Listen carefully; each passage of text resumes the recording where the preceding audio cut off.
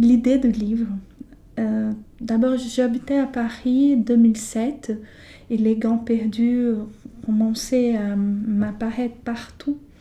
J'ai trouvé des gants perdus à la sortie du métro, à Paris, n'importe où.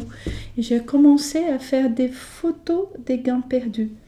Des photos, parfois j'enregistrais aussi les sons. Moi, je suis chercheuse de sons. Et donc, j'ai fait une collection des photos des gants perdus sans jamais toucher les gants. Je faisais des photos, j'enregistrais les sons un peu et je partais comme ça. Et donc, un peu avant la pandémie, j'ai commencé à écrire des textes pour les images que j'avais. Et donc, les images m'inspiraient à écrire des micro-récits comme ça. Et par exemple, j'ai trouvé un gant devant une vitre. Et donc, j'ai écrit à partir un concept de la psychanalyse que c'est érotomanie. C'est projeter vers un autre, projeter nos désirs, etc. Et j'ai mis dans un petit miroir. Et c'est genre d'histoire comme ça. Par exemple, j'ai trouvé un gant au terminus de la ligne 14, près d'où j'habitais à Paris. Et donc, j'ai écrit ce que j'appelle un peu un texte-objet. J'ai écrit sur un type de transport, comme ça. Il s'appelle Terminus. Il a aussi un paysage sonore. C'est les sons du métro qui passaient. Et bon,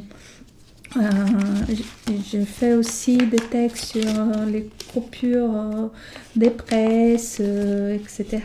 Mais bon, il faut parler aussi du concept. Ce que j'imagine, c'est un livre-objet, comme une boîte à souvenirs.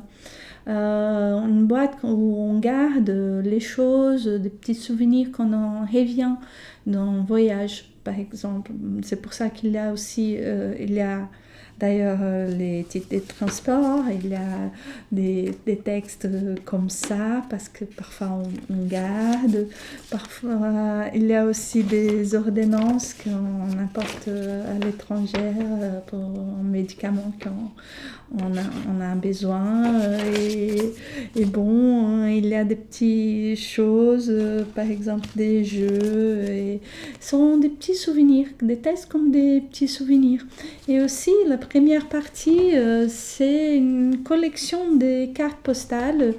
Et d'un côté, sont les images, les polaroïdes, et d'autre côté, c'est les micro-récits. C'est entre micro-récits et la poésie. Ils sont poétiques aussi. Et il y a toujours les paysages sonores. Par exemple, ça, c'est Malevich parce que c'était inspiré. J'ai vu ces gants-là à Bologne où il y avait un vent qui venait de la Sibérie. Et donc, j'ai pensé au carré des Malevich. Donc, après l'image, donc j'ai fait ça.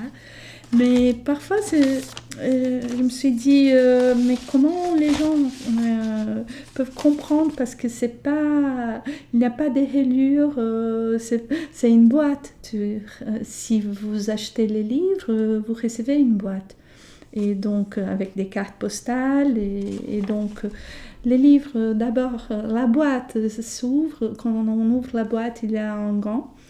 Et après, il y a des lettres que j'ai demandé à des amis et des collègues pour expliquer, pour parler un peu du concept du livre.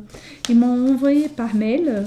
Et après, j'ai pris ma machine à écrire et j'ai dactylographié les textes pour expliquer un peu les concepts, de parler un peu de ma trajectoire. Et bon.